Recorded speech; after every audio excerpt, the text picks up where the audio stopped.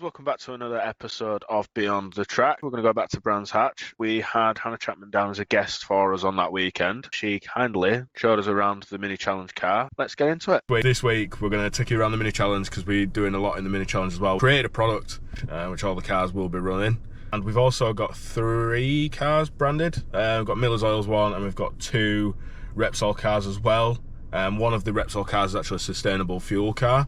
So that's the car that you may have seen that Hannah Chapman was driving at Donington Park. They're hoping next year every car will be running on sustainable fuel. I believe that's correct. If not, do apologise. There'll be a thing tell me I'm wrong now. Yeah, so we'll get out of this car and we'll head on down.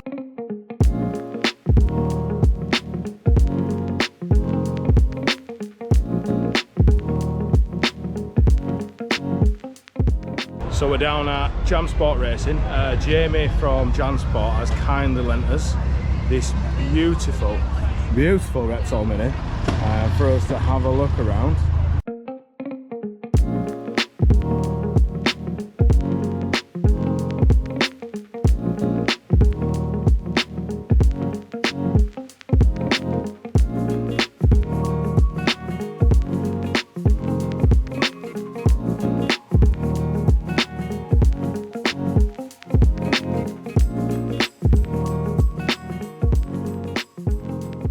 Special, probably needs no introduction as well. We have also kindly Hannah. Hello everyone. Is going to show us around the car and give us some details. Oh yeah, we have here a JCW Mini. So within the JCW Championship we have 2 different classes now. So we've got the JCW main class, which is what this car is. I'll talk you through the differences in a minute. But we also have the JCW Sport class, which is more of an introductory category. So anyone looking to make the jump from Coopers to the JCW grid but maybe not quite ready for the big ones or don't quite have the budget for it, then they'll go into the JCW Sport car.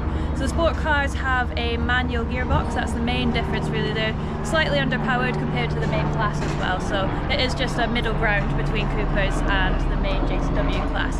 So I'll show you the best part of the JCW here. Well, in my opinion, after driving a Sport, I mean, it was great fun, but I do miss the sequential gearbox, which you'll see the lever there. So sequential gearbox, you pull the lever backwards and forwards. So to go up a gear, you pull the lever towards you. To go down a gear, you push it. So second, third, fourth, third, second, first, easy. Whereas in the Sport car, you gotta move it, the good old-fashioned gearbox. So yeah, I much prefer sequential. It sounds really cool as well. You can see in the car here there's no steering wheel on at the moment, so the steering wheels are removable. So we usually hang it up or put it inside the car after a race. It just helps for ease of access, especially for short drivers like me. My seats are quite close to the wheel, so to get out of the car I have to take the wheel off and then climb out. You also have your harnesses. We have them here, nice green ones in this car. So get strapped in nice and securely so you're not moving around in the seat during a race. You want it to be so tight that you can barely breathe. Obviously breathing is essential, but I'm just trying to exaggerate how tight it really needs to be. We have a panel here if you want to have a little look. A panel in the middle, it's got all sorts of buttons on it. So you have the most important one, start. So obviously you can start the engine. You've got a power steering dial just to change the strength of that. That's more of a driver preference thing. Brake bias, you can change it towards the front of the car or the back. For example, when it's wet, you want the bias to be more to the rear. Indicators, usual stuff, windows up and down. Nothing too exciting there. You've got rain light, windscreen washer as well. One big red button in here that you hope not to ever need or use is the extinguisher button. So we can all guess what that's for. If you have a fire on board, then we hit the big red button, which is, that means a lot of money, quite expensive. But the main thing is driver safety as well. So we want to press the button, get out the car as quickly as we can. But that's really all there is to it. It is just a massive Mini on steroids, really. Really good fun to drive, but they are quite tail happy. They've got a bit of a mind of their own. So they are a handful to drive, but once you get the hang of it, it is really, really satisfying. Really good fun.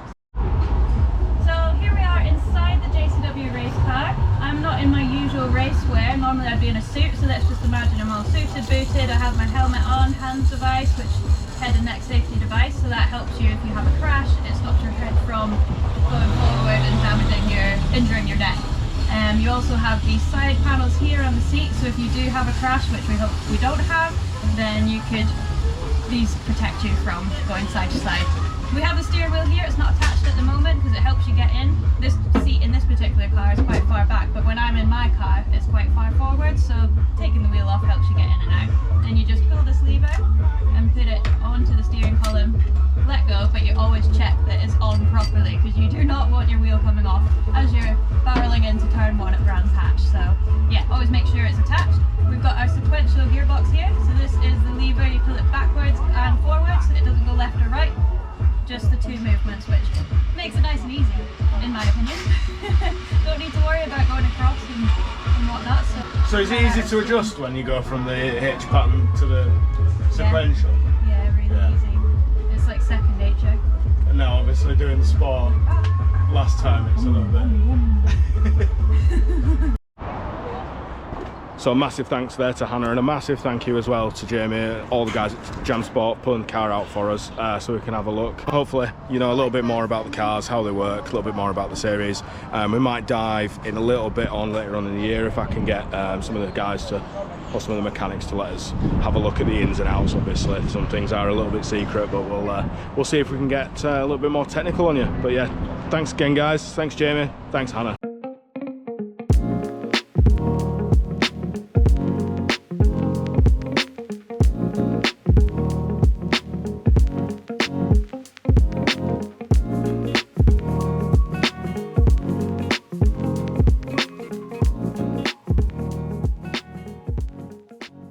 Absolutely stunning. I mean, imagine waking up knowing you're going to drive a Repsol coloured, looks like a factory entry, and like he must be thinking, just get those cameras off me, please. And it's the development car. It's the one that is using the developmental fuel. They're trying to get more and more environmentally friendly with the lubricants and fuel that goes into the car. So we're not expecting him to set the world on light track-wise. He's not going to, because it's his first race meeting.